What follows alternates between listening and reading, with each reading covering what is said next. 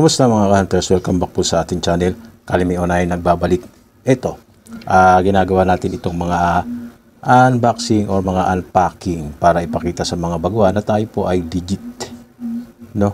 Hindi ko na sasabihin kung kanino galing ang mga baryang ito. No? Maliban lang kung gusto magpa-shoutout ng nagpadala ng mga coins nila sa atin. No? Saka natin i-mention. Ayan, siyempre respeto mga hunters. No? Mahalaga yung nilalaman at yung pagiging legit na kinukuha natin. Ayan, paano ba mag-transact sa atin? Mamaya ipaliliwanag ko yan. Hindi naman palaging meron. Depende kasi, no, napapanahon din. Ito nga ipakikita natin sa inyo, pinadala ng ating isang kasama. Mga ka-hunters, ayan, mga banknotes ito, mga luma ito, mga lumang pera, pero ang kondisyon ay bago. Ayan, patuloy natin kinukuha yan, basta ganyan, kagaganda. Ayan, may 100, may 10, no? Kasi, itong mga ganitong klaseng banknotes, mga luma pero uncirculated mga hunters, eh maganda po itong i-frame.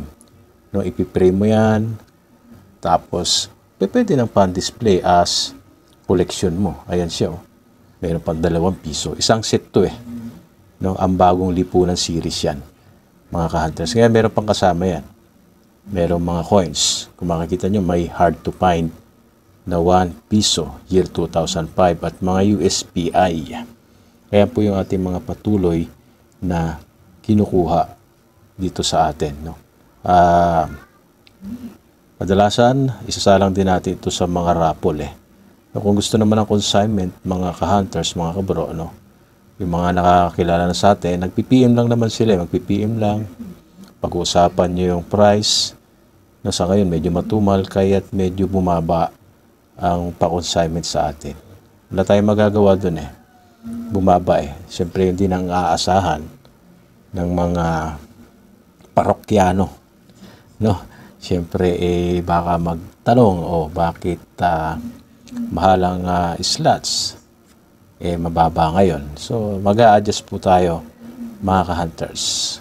At kung kadalasan ako na po yung nagsasuggest kung magkano ang presyo ng mga ipapakonsign. No, kung hindi naman, siyempre magkakasundo, pwede namang hindi ituloy.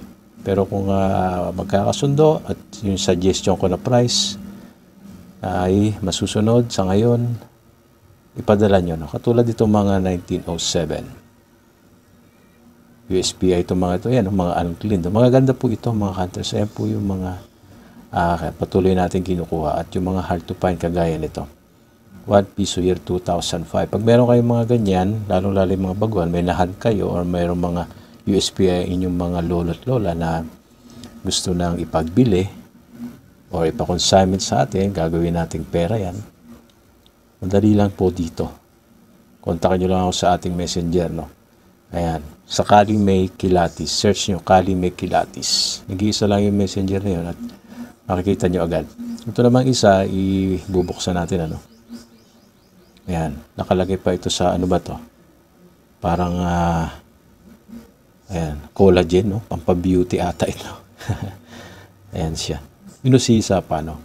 Ayan. So, ang laman nito ay, syempre coins din. Ayan, para makita ninyo na legit tayo. Ayan siya mga bro. No? Nakaslab to. Silver coins din, no? Ayan siya, ang ganda, oh. Ayos. Pero bago yan, pakita ko lang ito. No? Humirit kasi ako no? Sa nagpadala yan. Sabi ko, baka meron kang mga sobrang mga sentimo dyan, no? Pahingi. Ayan, siyempre, sobra naman yan. At binigyan tayo. Maraming salamat.